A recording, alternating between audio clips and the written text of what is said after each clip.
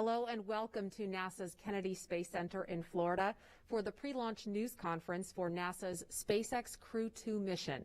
This will be SpaceX's third flight with Crew to the International Space Station as part of the agency's Commercial Crew program. I'm Marie Lewis with NASA Public Affairs, and we have several experts here to break down this mission for us. To my left is Steve Stich, manager of NASA's Commercial Crew program, Joel Montalbano, manager of NASA's International Space Station program, Benji Reed, senior director of human spaceflight programs at SpaceX, Norm Knight, deputy director of NASA's flight operations, Junichi Sakai, manager of JAXA's International Space Station program, Frank Davina, manager of ESA's International Space Station program, Kirt Costello, chief scientist for NASA's International Space Station program, and Brian Cizik, launch weather officer with the U.S. Air Force's 45th Weather Squadron. Now, you may also have noticed a pair of spacesuits behind our speakers in the room. These are the actual spacesuits worn by astronauts Bob Behnken and Doug Hurley during the historic Demo 2 test flight last year. And we have them here as a nod to all that the NASA and SpaceX teams have accomplished. We will take your questions after opening remarks from our guests, and we'll start with Steve Stich. Thanks, Marie. It's great to be here today. We had our launch readiness review this morning, jointly between NASA and SpaceX. We reviewed all the open work coming out of the agency flight readiness review and the systems on the vehicles, and we concluded that we're go for launch. So we're still on track for a 6/11 Eastern launch on Thursday, April the 22nd. That would put docking on Friday, April 23rd at around 4:30 a.m. if we launch on Thursday as planned. Over the last 48 hours, it's been a very busy time frame here. Of course, on Saturday, we had the static fire of the first stage of the Crew-2 vehicle, fired all of the 9 Merlin engines, and reviewed all the data from that. Those looked really good, compared really well to the Crew-1 flight, and so no issues coming out of that static fire. On Sunday, the crew got in the vehicle. They suited up in the suit room in O&C, and they walked through that whole timeline of how they'll go out to the launch pad and get in the vehicle and get in their suits and hook the suits up to the vehicle, close the hatch, and the systems on the vehicle performed well. The suits all performed great. It was a great dress rehearsal for launch. As we talked about after the flight readiness review, we did have one issue that we needed to resolve. That was the additional LOX liquid oxygen that we thought was on the vehicle from several other SpaceX flights. We looked at that relative to this flight, and we concluded that that amount of liquid oxygen in the first stage was well within family of the guidance, navigation, control analysis and performance analysis, well within the loads and structural capability of the vehicle, and that we could handle any contingencies with that LOX on board. So we were go to proceed with that amount of LOX on the vehicle, and we had an exception at the flight readiness review. We closed that. I signed that exception, and Kathy Leaders signed that as well. The main thing we're watching over the next few days is the weather. We have to have the launch weather be go, and also abort weather all along the abort ground track to protect the crew and the vehicle. So we'll be looking at both Thursday and Friday and looking at the weather over the next few days. It's just an exciting time to be here. Before coming over here, Benji Reed and I were out at the launch pad and was thinking about all 3 crewed missions. This is our third. The capsule that we're going to fly is a reused capsule that Bob and Doug flew on Demo 2, and then the first stage was used by Crew-1. So it's kind of exciting to see all those 3 missions in that one vehicle at the pad. Thanks, Marie. I'll turn it over to Joel. Thank you, Steve. And welcome again to today's post-launch readiness review press brief. The month of April has been and will continue to be a banner month for the International Space Station. Every week in the month of April, we have or will do a major human spaceflight dynamic activity. We started the month with a Dragon relocation from the Node 2 forward port to the Zenith port. We followed just a few days later by a Soyuz launch and brought the crew complement on board to 10 people. Just last Friday, we had a Soyuz landing, so 3 people came home, and it allowed us to have 10 people on orbit for about a week, preparing us for the Crew-1, Crew-2 handover mission, where we'll have 11 people on board. Our life support systems worked fabulously, no issues at all. And while we're prepared and planning for just a short 5-ish day mission, we're prepared to have both Crew-1 and Crew-2 up there from a consumables standpoint for up to 20 days. This week we're here talking about the Crew-2 launch, and then the last week of the month we'll have the Crew-1 undock and landing. So like I said, just an awesome time to be in human space flight, and just a great place to be working on the International Space Station. With the Crew-2 launch, we welcome the European Space Agency's flying an astronaut for the first time on Dragon. We also welcome back the Japanese Aerospace Exploration Agency flying on Dragon for a second time. So truly an international program, and this is our future. We'll have international partners on our vehicles for the future. That's a goal, and that's where we're planning to be. This crew will stay up a full duration, approximately 6 months. They'll perform over 260 experiments on board. And one of the major benefits of the commercial crew program is with the 4th crew member, we're allowed to increase the amount of utilization and research we do on board, the amount of technology development we do for the Artemis program, as well as the low Earth orbit commercialization efforts we do.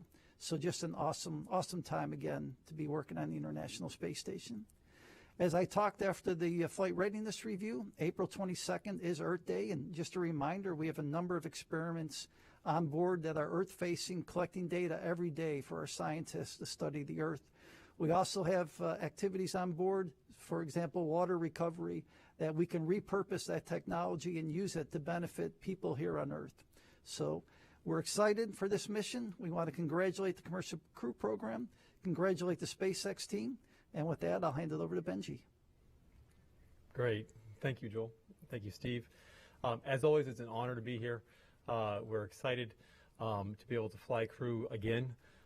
It's super cool to have the opportunity to do this so quickly, in fact. A great note, I think if I do my math right, we'll, in less than a year, have flown as many people in this partnership with NASA as were flown in the Mercury program. And that's pretty cool. Number one, always, we want to thank the agencies and our partners, NASA, the Japanese Space Agency, and the European Space Agency, and of course the families of all of the astronauts for their trust in allowing us to fly their astronauts, their family members to space and to bring them home safely again. Not only in this last year have we flown so many, and we'll have the opportunity to fly so many more humans to space, but we also had a couple of other records. It was our first commercial orbital space launch of humans in history, and also our longest mission, the longest mission for an American crew vehicle in history. So a lot of firsts and a lot of good stuff happening. Another thing that I think is really great is that in less than 11 months, the joint NASA and SpaceX team were able to certify reuse. So we are flying, as Steve mentioned, we're flying NASA astronauts on a flight-proven Dragon and a flight-proven Falcon. And so that'll be another first and a very important thing, as we all have talked before, flying on reused vehicles, on flight-proven vehicles, is key towards greater flight reliability and lowering the cost of access to space, which is ultimately what helps us make life multiplanetary. So this is a great accomplishment, and again, a huge thank you to the NASA teams that worked with us and the international partner teams that have all worked with us to make that a reality coming up this week.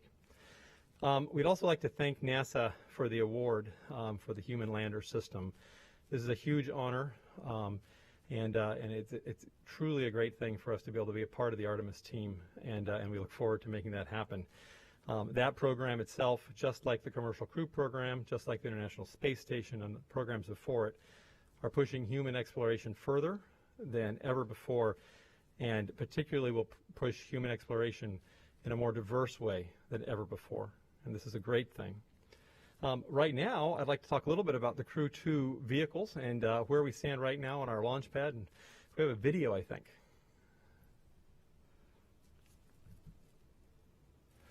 All right, this is a great drone video. This is what the pad looks like right now. This was taken a couple of days ago, but I was just out there, as Steve mentioned, and you can see it.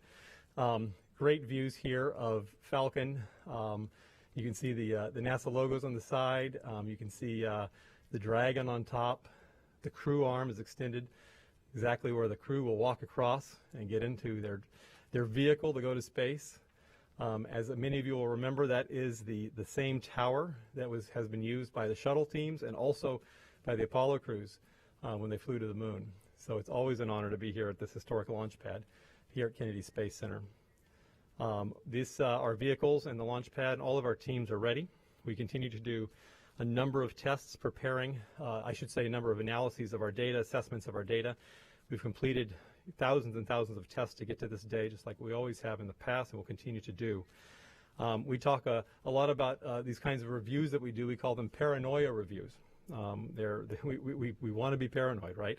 We want to make sure that we're going to fly these people safely and be able to bring them home safely when it's time. So we check. We check under every rock, and we double check, and we triple check, and we ask each other, and we challenge each other all the time. We're continuing that process.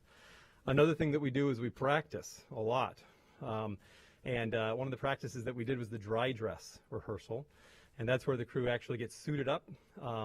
They get into their vehicles, the Model X's that come across, and bring them out to the pad. They go up in that tower that you saw there and across the crew arm. They get into the seats in the Dragon and basically walk through everything on the timeline as if it were launch day.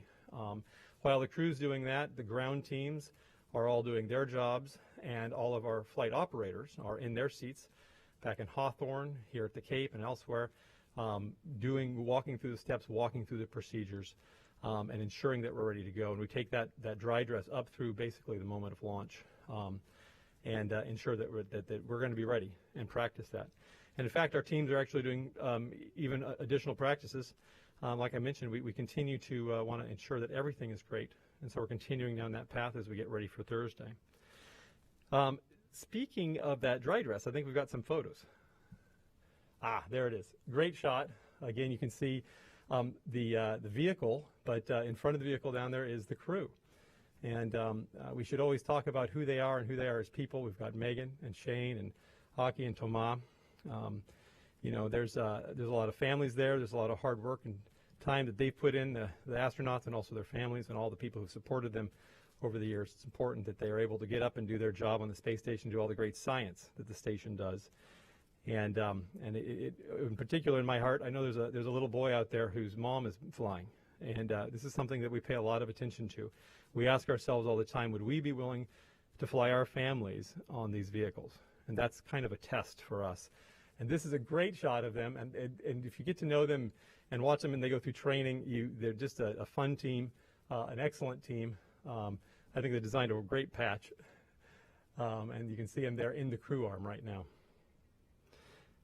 All right, let me just talk a moment about weather, and we'll hear more from our weather officer about the local weather and the launch weather, but it's always a good reminder that it's not just about launch day when we're launching crew.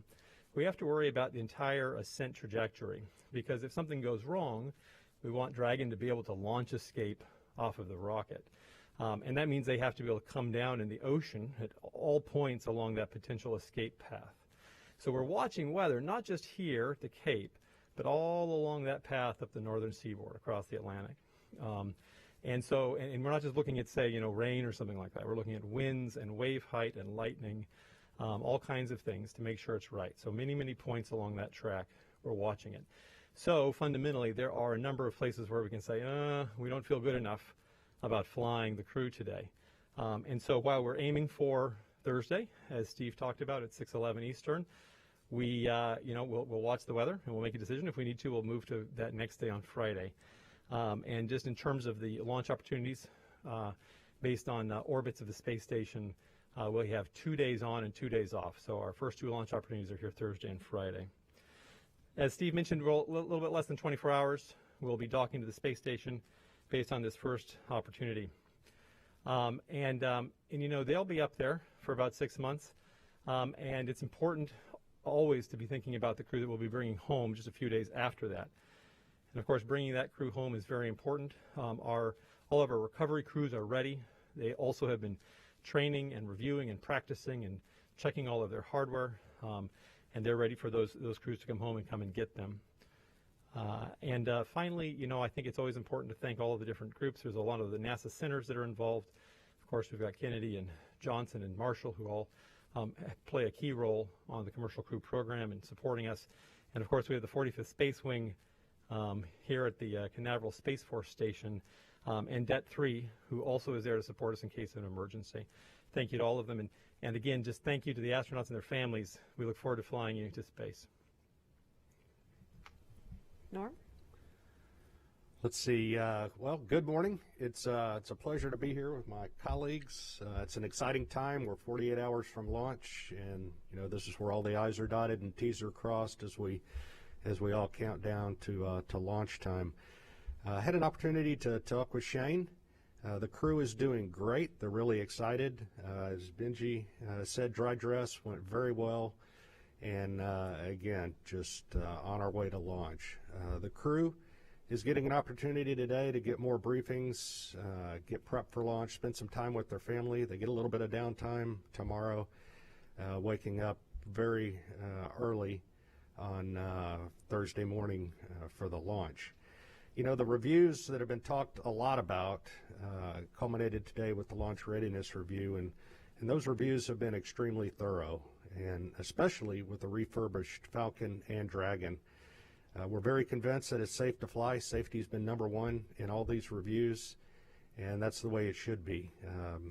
This business of human spaceflight is unforgiving. It's the vigilance from the teams that guarantee that continued safety, and it was definitely present in these reviews this week. And you step back and you look, it's hard enough in a regular environment, but you put COVID on top of that. It's been exceptionally impressive what these teams have been able to pull together. The cadence is very good for the teams between SpaceX and NASA. People are working well with each other. We're looking forward to a successful mission, and again, it's just a very exciting time. So with that, I'll turn it over. Thank you very much.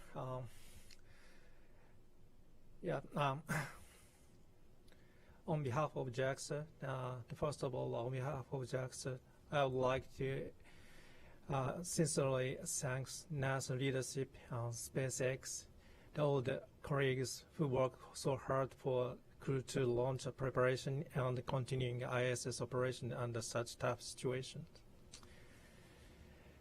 Countdown to the Crew-2 launch is close to beginning. It is a great pleasure for me to be here with you. I welcomed Crew-2 crew at the LCC last Friday. They looked so cheerful and confident. I spoke with the Japanese astronaut Hoshide Akihiko. I have confidence he is ready for the launch.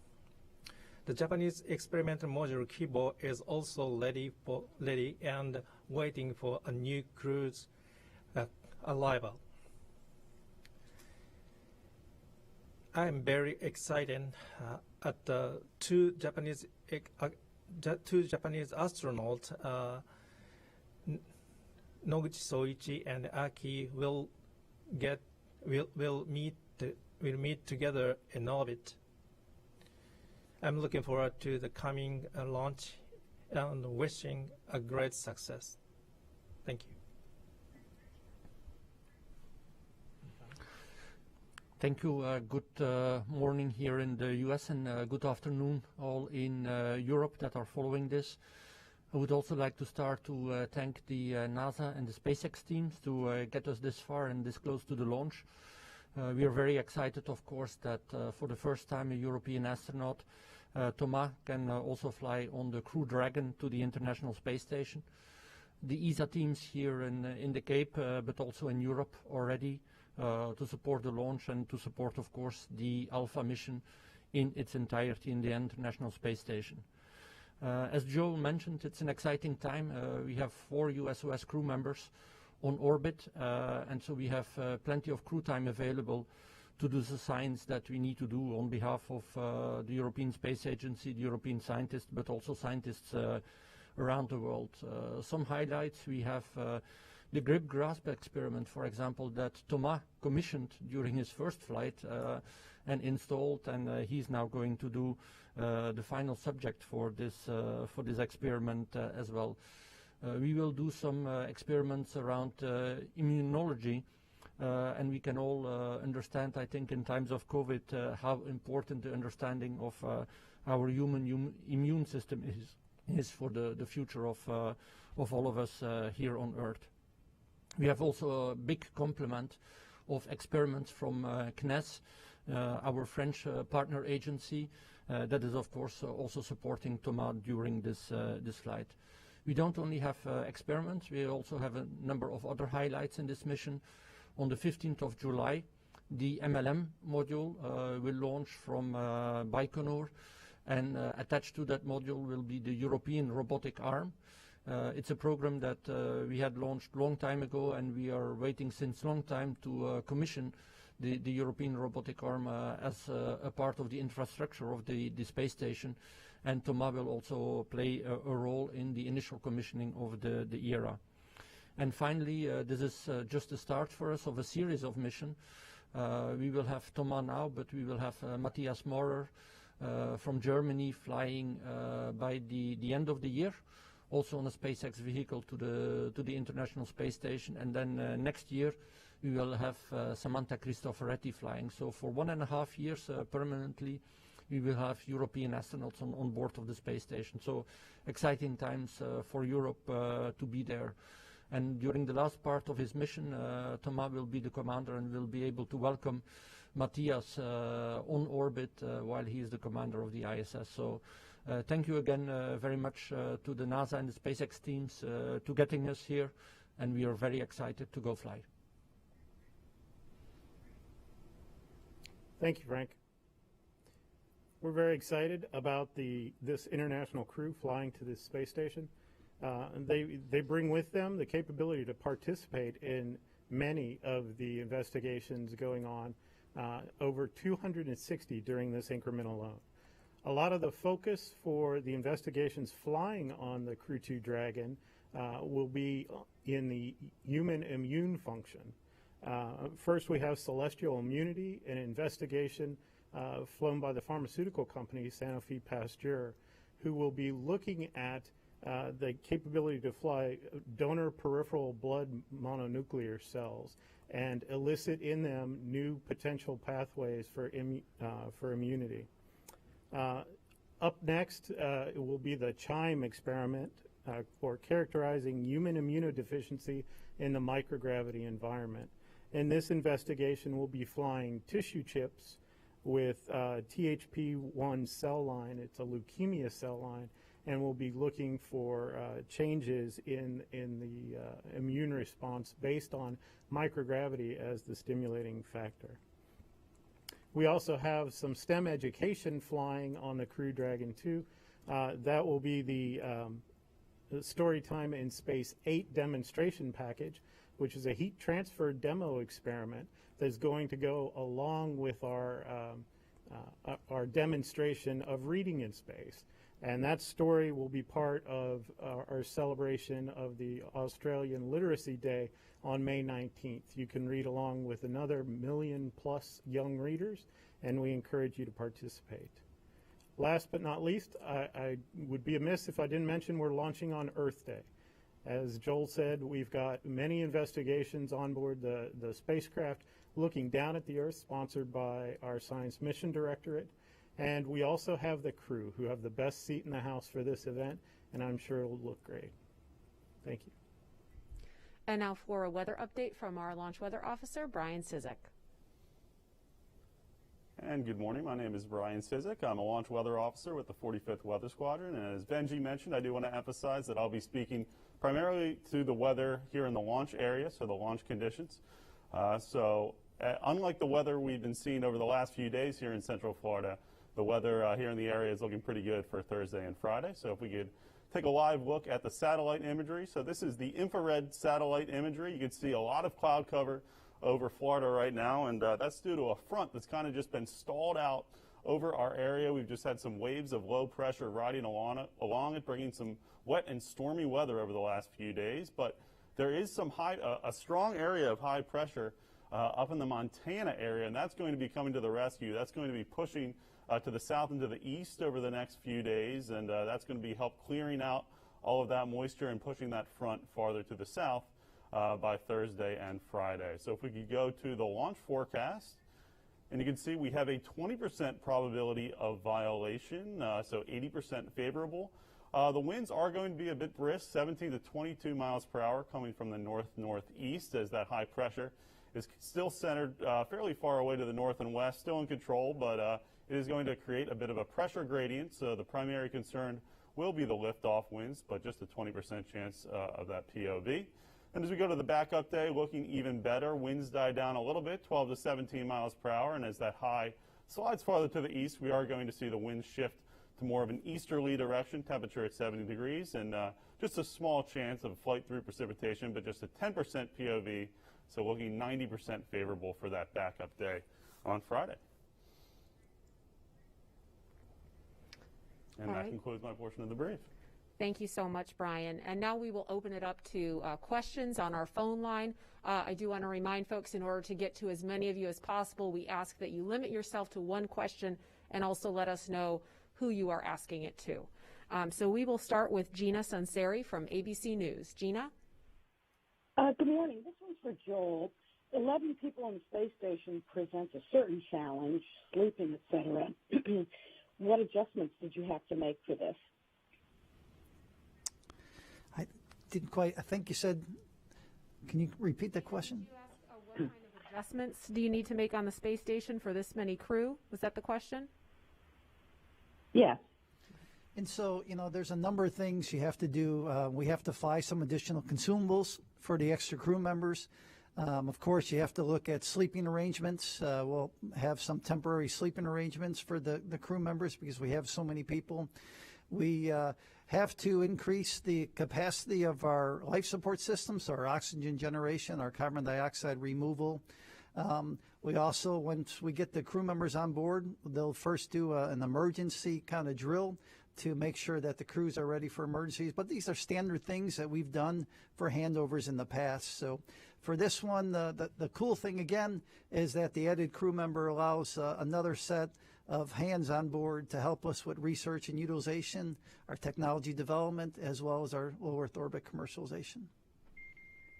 All right, thank you, Joel. Next question is from Marcia Dunn with the Associated Press. Marcia? Yes, good morning. My question's for Benji, please. I'm interested in the reuse. When you're flying crews, do you have any maximum number of flights that you would use the capsule and Falcon for? And would you anticipate like reusing a Dragon capsule every year like you seem to be starting out to do? And spacesuits, can they be altered for reuse, or do you plan to donate the two behind you? Thank you.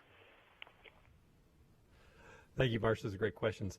So first of all, I'm hoping that nobody notices when I take one of the spacesuits home with me after this briefing. No, actually, everybody here has asked if they can try one on, but I think there's a do not touch sign.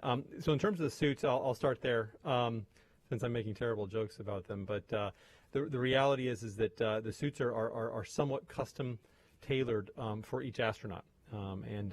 So they are those astronauts' suits, and we don't really plan to reuse those. There's a lot of crew equipment, though, that we do reuse, as part of the overall system.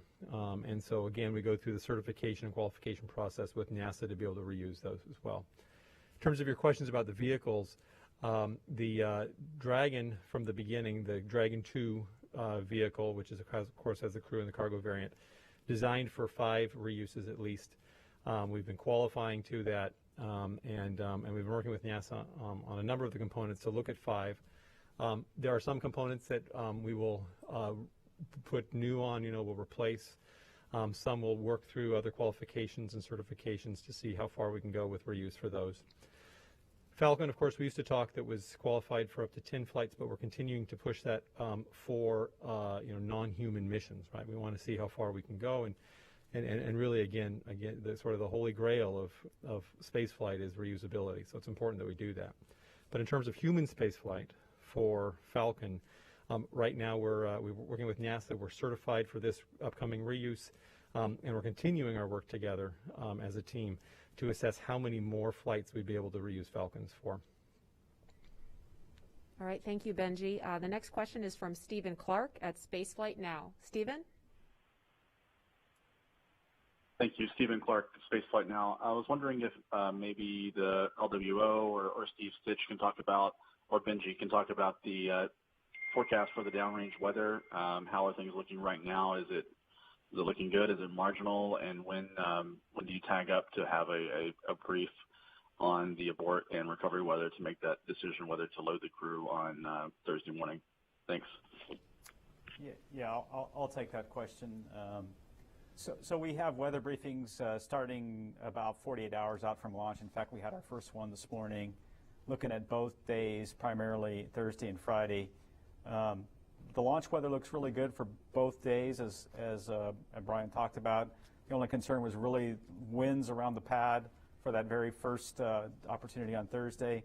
Downrange weather is a little bit trickier as this high pressure system moves over the Arkansas area. That combined with this front is causing some pretty high winds in some of the areas downrange and some pretty high waves, and so we'll have to watch those. Of the 2 days right now, I would say Friday looks a little bit better than Thursday. We'll continue to watch that weather.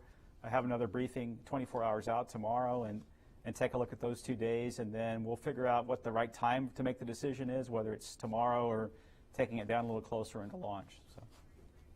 Thank you, Steve. The next question is from Irene Klotz with Aviation Week. Irene? Good morning. My question is for Benji Reed. With the HLS award, how will that impact the development and testing of Starship? And are there any lessons learned already from the commercial crew program that SpaceX plans on folding into the human rating of the HLS system? Thank you. Thank you, Irene. That's a good question. And obviously, I'll mostly focus on crew and commercial crew, since that's the topic of today and our Crew-2 launch and Crew-1 return coming up. But I will certainly say that as we work with NASA, just like we do with everything, as we go through development for our use, for other customers' use, we always work closely with NASA in a very transparent and tight partnership. We like to say that we fly because of technical excellence and also transparency. And it's a key cornerstone of how we work together with NASA. So we'll always continue that path and do good things in that direction. In terms of lessons learned from commercial crew, that's a great question generally, and applied even here to Crew-2. Every flight we fly with people on board and every test that we do towards those flights is lessons and data that we use to make flights safer and more reliable for other crews in the future on whatever vehicle they may be on. So absolutely, we will leverage all information we have every time for future Dragon flights and for other flights. And even for all of our other customers, whether we're flying cargo or satellites or anything else, we'll always be applying those lessons to look for reliability. Thank you, Benji. The next question is from David Curley with the Discovery Channel. David? Thanks very much. Benji, I think we're hoping you could tell us a little more about Starship than that. And Steve Stich, on the LOX issue, is it, can you give us a volume? We only heard inches. Is it less than 1%, 1 or 2%? What was the acceptable number of volume percentage-wise? Thank you. Yeah, I'll address the LOX question first. So I don't have the exact percentage of volume. When Bill Gerstenmaier was here last Thursday, he talked about a few inches. I would say it's on the order of 2,500 or 3,000 pounds of extra LOX. And so if you look at the mass of that vehicle, it's a very small percentage of the total weight of the vehicle. The system can handle that from a performance perspective. We can handle that extra weight on the vehicle. The tank can handle the loading from that extra LOX. And then there's a vent system and a contingency that would relieve pressure on the tank if it needs to.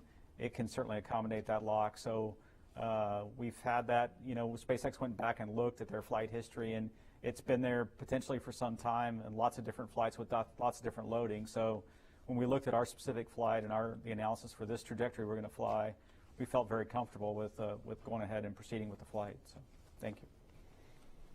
All right, thank you, Stich. Next question is from Ken Kramer from Space Up Close. Thank you. Thanks for taking my question, and good luck on Thursday or Friday when it happens. I guess my question is for Frank Davina. I'd like you to talk a little bit more about the European robotic arm. What are you going to use it for? What missions will it carry out? And Can you also talk about the cadence of ESA astronauts? Do you expect them to be there continuously? Thank you. Thank you very much, Ken. Yes, great questions. For the European robotic arm, this is a cooperative program that we have with our Russian colleagues from Roscosmos.